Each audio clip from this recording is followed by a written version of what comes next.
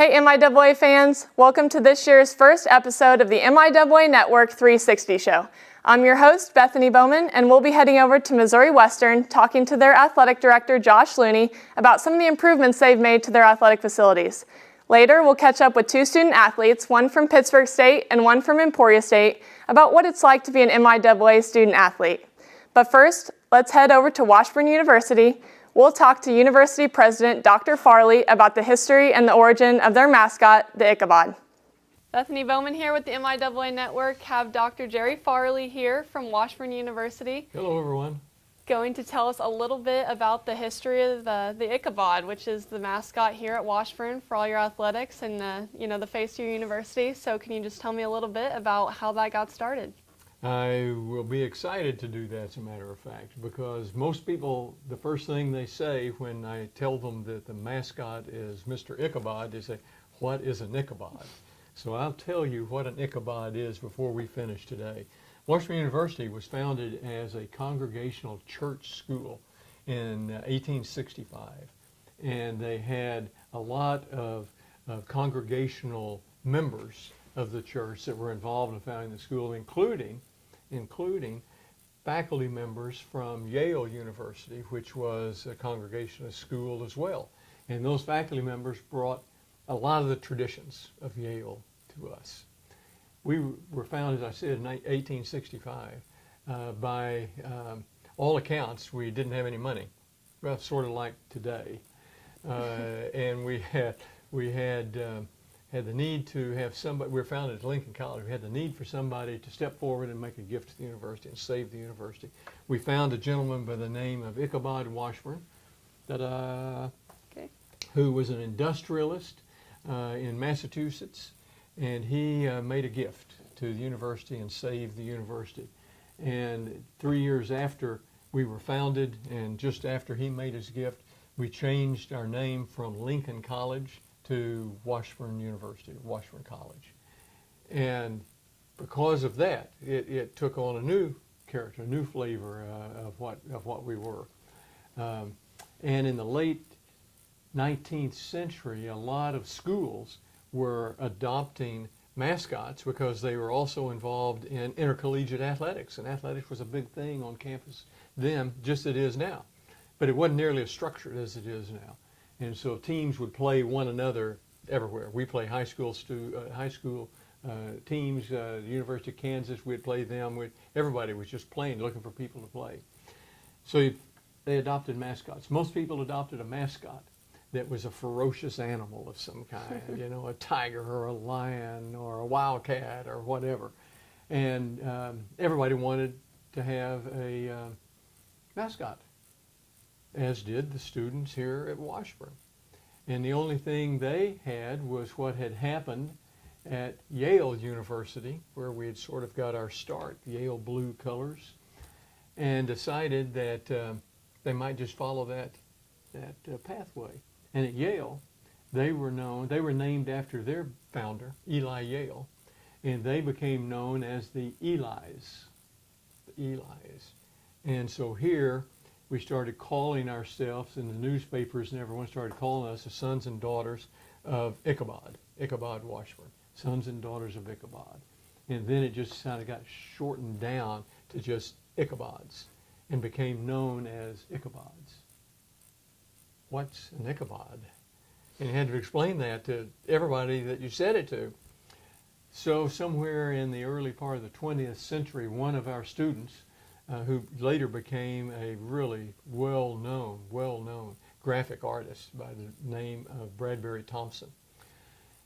They had a contest, a student newspaper, design what an Ichabod is. And so they did design an Ichabod. And it was overwhelmingly adopted by the student body and by the university. This is what an Ichabod is. And here we have a rendition of that. And there's a story behind that. You can tell that he's got a broad step here about him, a broad stride. His coattails are blowing in the wind because he's moving along forward. He has a coat with tails on it. He has a bow tie on, and a vest, and he's ready for any occasion. He can step into any social occasion with that. He's tipping his hat because he's a sociable fellow. He is nice to everyone that he meets. He presents himself well with everyone. And he's a studious person because he's got a book under his arm here. So that became the image of what the Ichabod was. And it became known as not Ichabod Washburn, but as the Ichabod. And so all of our paraphernalia, everything that we have now is the Ichabod. But that gets shortened down. It's hard to say that in a yell of some kind. That gets shortened down to we are simply known in and around here as the Bods. Now that has certain connotations to it itself, and sometimes not as way we want the connotation to be, but we are known as the Ichabods. How's that? That's great. No, thank you so Good much story. for letting us know. One of the few schools, one of the few mascots, maybe the only mascot in the country who is a real person. Yeah. It's a real person. Now it's difficult to get a person that looks like this, so we have some type of caricature of what that is for athletic events. Thank you so much. Interesting too. Thought I would add that I had read a little bit about you, Dr. Farley, before coming in to speak with you today, and had seen that it said something along the lines of known around the state of Kansas for his bow tie. So I'm really glad that you wore that today, and I see that Washburn Ichabod had his on as well. So. Well, I didn't have any choice but to wear it today because I wear it every day. Every day. Every day. And I don't wear it because Ichabod Washburn or Mr. Ichabod had that. I just had bow ties, and I like to wear them. And first day I was on the job as president, it was the first day of class, and the student newspaper said, "You'll know the new guy, he's the one with the bow tie." Hadn't taken it off since. Well, you can't be missed when you wear it. So, while you're here, just talk a little bit about what your favorite part about being, an MIAA president here at Washburn University is for you. Oh, wow. It's a really good job, and it's a lot of fun. As you can tell, I'm not an athlete, never had been an athlete, college or high school athlete, but I enjoy athletics. And as president, you get to go to a lot of the games, and you get to go to a lot of the matches, and you get to be involved in it. Get to serve on the MIAA President's Council, which is really phenomenal because we've got one really great conference, probably the best, probably the best in the country, as a matter of fact. Competition is fantastic. The other schools that are involved are really great schools, and competition is what athletics is really all about, just to see how good you are compared to everyone else, right? And so being president, I get to be involved in athletics, get to be involved in all aspects of the university, particularly classes and students and award you degrees. The two most fun days on campus, one is when students move in to the new residence halls. Great fun. We bring out students and faculty and me and everybody else and move them into the residence halls. Car pulls up, it looks like a bunch of ants crawling all over the car, grabbing things out of parents' hands. You can't carry that. And I get over there and do it too, Now, we have some of the athletes responsible for carrying in refrigerators. Mm-hmm. Okay, my specialty is pillows. And so we bring them all in, and then it just happened 2 weeks ago for us. Second, and the first really most fun day is graduation, because everybody is happy.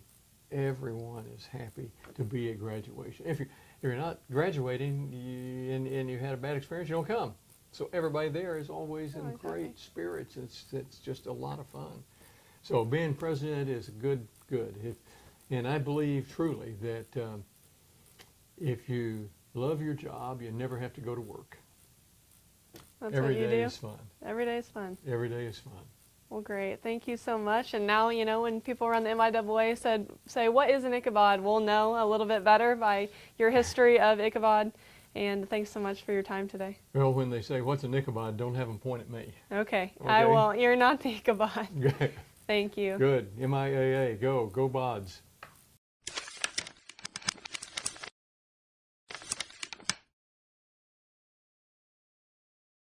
In our first class break segment, we'll catch up with Darian Taylor, a linebacker for the Pittsburg State Gorillas from Manhattan, Kansas.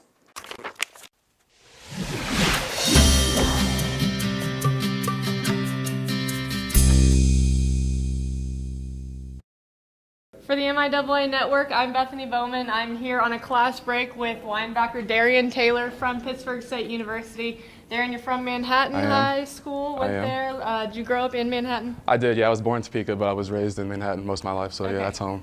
And you came here to Pitt State. What kind of played into your decision to come play football here? I knew I was going to go D2. I didn't want to go JUCO route, and in terms of Division II, this is the best place to go. And it's not too far, not too close to home, so it's a perfect fit for me. Gotcha. I called you a linebacker, but you actually just made the move from safety to linebacker. I did. Talk about that change, and do you like it? Yeah, I love it a lot. I'm a real physical player. So, for me, I was a pretty smart player as well, so I know the whole defense. So the transition wasn't too bad for me at all. It's just, just being a ball player.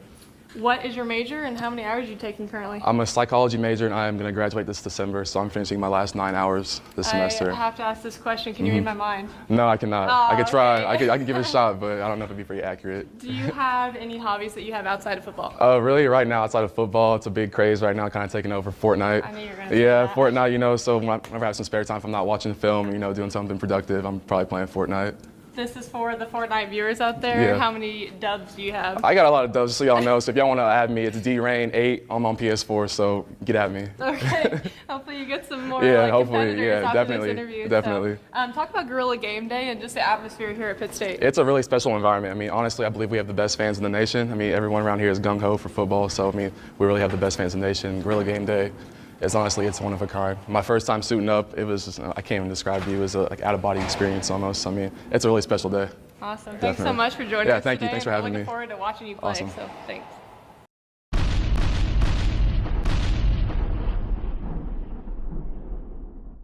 Next, we'll talk to Athletic Director Josh Looney at Missouri Western about the Missouri Western Fieldhouse at Looney Complex, Spratt Stadium, and the new addition of the Bill Snyder Pavilion. For the MIAA Network, I'm Bethany Bowman here with Athletic Director at Missouri Western, Josh Looney. Here at the new Bill Snyder Pavilion, we have Spratt Stadium here in the background where Griffin athletics take place. And here to talk to you a little bit just about your first year as Athletic Director here at Mo West. What a time to be part of this institution. We use the word transform here a lot, and we're transforming the athletic department. But when you stand on a new facility like this and a new structure, the Bill Snyder Pavilion, you look behind us at Spratt Stadium and all the renovations that have gone on. Kansas City Chiefs training camp flank us from state-of-the-art practice fields to our right, to the indoor sports complex to our left, and now a fully redone arena. We're fully transforming. It's really incredible when you look at the last 8 years of Missouri Western, and pound for pound, I don't think in the country you'll see a place that is transformed in athletics from a facility standpoint more than this institution. So we have a foundation, and we're excited about what's ahead. And so we use transform a lot here, and now we're transforming our programs to be a premier program in this league. And of course, if you're a premier in this league, it translates into a premier program nationally. So many questions I have about your amazing new facilities here. Sure. First of all, the name Bill Snyder Pavilion, obviously named after legendary coach at Kansas State, Bill Snyder. Why is that? It was a total honor for us to have Coach Snyder on campus when we dedicated this new pavilion in July of 2018. Coach Snyder, as a lot of people may or may not be aware, grew up in St. Joseph. He's proud of his roots here, went to Lafayette High School. A lot of people know he went to William Jewell, and it launched his coaching career, and the rest is history. But before he went to William Jewell, he did spend a semester here at Missouri Western, was a junior college, right? And actually played on the basketball team. A lot of people don't realize that as well. But when it comes to St. Joseph, Coach Snyder is very involved in this community still. So really this is a community recognition to a new structure, and our lead donor on this project, sole donor for it, Steve Craig, really wanted to pay a great tribute to somebody who means so much, not only to leadership in college football and leader of young men at Kansas State, but also has been so important to this community in St. Joseph. So looking around the football field in this complex, you have the Chiefs training camp banners lining around. You guys have that every year. Just signed a new contract with them to continue that. Talk about the experience having the Kansas City Chiefs here on campus. We just finished our 9th year hosting Chiefs training camp, and it was one of our best from a fan attendance perspective. I think a lot of that has to do with the new quarterback over there in Kansas City, but it's been a great partnership, and we did we did re-sign a deal before last year for years 9 and 10. We still have a mutual option for the 2019 training camp, which we're in discussions with the Chiefs right now. But it's been great 9 years here, and the Chiefs have been tremendous partners of this institution. I think it's no coincidence that when they came in and talked about transformation of 8 years, well, 2010 was the first year of Chiefs camp, and it really set off a domino effect for this campus. And engaging our community and people well outside this community about what Missouri Western's all about. In total, over the 9 years that we've hosted Chiefs Training Camp, over 350,000 people have been on our campus for those events, which is just unbelievable opportunity for us to showcase what we have as an institution. Backtracking just a little bit, you talked about 2010 being that first year of Chiefs training camp. You worked for the Chiefs from, I believe, 06 to 2012. Talk about your start with them and some things you did daily-wise with the Chiefs. Sure, it's surreal to think about it. I was with the Chiefs when we brought training camp from Wisconsin to Missouri Western, and at that point, I was somebody in operations there and PR and doing other things, helping pushing together the 2 twin beds to make a queen for the mattress, and now being on the other side of it, working with their staff to ensure that we're putting on a great camp, and the Chiefs are great as well. They want to, when they're here, they truly are guests, and they want us to know what we're guests of your facility. So it's a great mutual partnership, and I'd be lying to you if I said there was a whole lot of hard work that went into it this year. The 8 years prior to my arrival at Missouri Western is what's paved that relationship. And I saw it firsthand in 2010 and how great of a partner Missouri Western was and a perfect home for that camp. So it's been great, but from the personal side, definitely surreal thinking of being on that operations side from a Chiefs perspective, and now to see it and really oversee it from a Missouri Western perspective on how we deliver that experience. So you actually worked with the Orlando Magic for a year before the Chiefs. After that, headed to East Stroudsburg University in Pennsylvania. Some things you did there: a 3.22 GPA for student-athletes, highest in department history during your time, and also 6,000 plus hours of community service, highest of the 18 PSAC institutions. What are you proud of what you accomplished there, and what are you hoping to continue here at Missouri Western? Well, Missouri Western and East Stroudsburg are 2 very different institutions, but that said, the philosophies and goals and how we build it are what you stay true to, and it's the pillars of athletic department. So our coaches tell you the things that we're preaching and how we evaluate all our programs individually, and of course our athletic department. It's pretty simple. It's 3 C's: classroom, competition, community. We do things a little bit differently, I believe, here. We really sit down. We have targeted goals, clear expectations, and accountability in all of those. So we'll set team GPA targets for each of our programs. Our coaches and our administration will back and forth, and we'll set competition expectations that are clear before the season, and be able to reflect on those. I'm a big believer in writing down goals. So in all those 3 areas, we have goals, and each team has community engagement and community service hours that they're responsible for. And really, it's a dialogue throughout with our coaches and our administration, and what results and what we hope are record years. And we did have a record year here in the classroom, 3.07 GPA as a department. But I think our coach was telling you, and I'd tell you, there's still a ton of room to go. So we want to get over 3.1 this year and keep building to where, maybe we're at a 3.22 that East Stroud was, and are able to move up in Commissioner's Cup and bring some more MIAA championships and national championships here, while bringing our community and engaging them. So it's 3 simple things, but we really drill into detail with them and hammer them home 365 days a year with our programs. Well, I think Griffin Athletics has a great guy in you here to help do that. We're here on the football stadium, but let's talk a little bit about men's basketball. You guys have a new coach coming in, and here in St. Joe going to hold a very prestigious tournament come the beginning of basketball season. How excited are you for that? I tell people, once you meet Sundance, you won't forget him. He's taken our community by storm, and very positive. And can't say enough of his impact before he's even coached his first game and what he's done on the community side. And we're excited. And part of that and his debut will be a national and very prominent tournament, Division II. The Small College Basketball Hall of Fame Tip-Off Classic will be here. Aside from basketball, some of college basketball's greats, they'll be inducted into the Hall of Fame the night before that event. To have the last 2 national champions here, the last 2 national runners-up, some prominent programs historically in Division II basketball. It'll be as talented as a field and a great of an opening weekend tournament as you see. It also gives our team in Northwest Missouri State as well the opportunity to play 30 games this year. We'll start a full week ahead of anyone else in Division II. There's only one other tournament. It happens at Disney that occurs that first weekend. So we're excited, and we're hopeful that this becomes a consistent stay in St. Joseph. This is a basketball-rich community. Hilliard has such an incredible role at the Basketball Hall of Fame and dating back to the Naismith days and cleaning court services, and they still are the lead sponsor of the NABC, and they're right here in St. Joseph. So to get that tournament here, we're able to partner with Hilliard and somebody who cares about basketball as much as we do and this community does, and we're really excited to tip off. And yep, it will be Coach Sundance's debut, and he has quite the work ahead of him with the teams we're going to be playing, but we're excited to do it. Lastly, no one has probably gotten more of an inside look than you at Chiefs training camp. They do have, a game under their belt, but what are you most excited about the Pat Mahomes era and just this season for the Chiefs overall? They're such a great group to be here, from the head coach and the players to the Hunt family and Mark Donovan and everybody. I tell you, from a Missouri Western standpoint, take the football aside, they're just an easy group to root for. They come in and we have friendships with them, and so we're cheering with them through thick and thin. I think everybody's excited about what can happen with the quarterback, and we saw that here at camp and some of the big time throws he can make and some of the learning and growth opportunities that are going to come.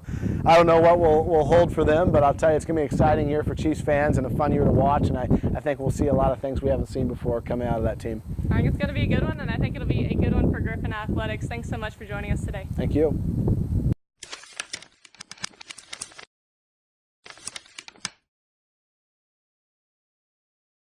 Next, on his way to class, I caught up with Cole Bosley, cross country and track runner at Emporia State from Wichita, Kansas.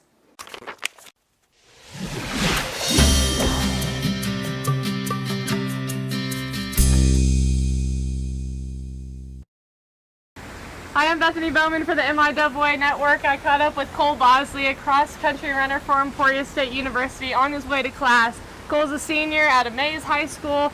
Cole, talk about your major a little bit and how many hours you're taking right now.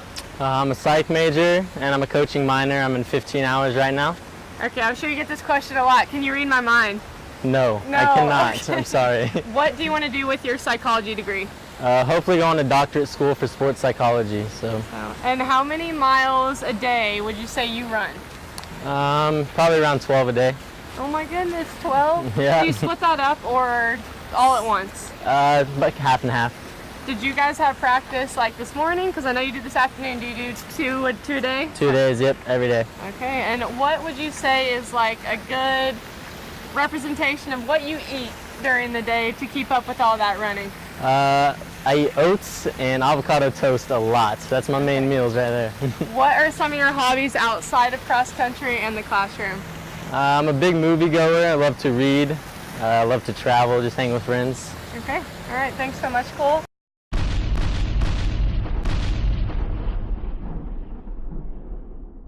Thanks for watching the first episode of this year's MIAA Network 360 show. Next week, we'll catch up with Louis Theobald, head coach of the national champion Jenny soccer team at UCM. We'll also look at Pittsburg State's game day operation and preparation for Gorilla Game Day. Thanks for watching, and remember fans, bring your A game.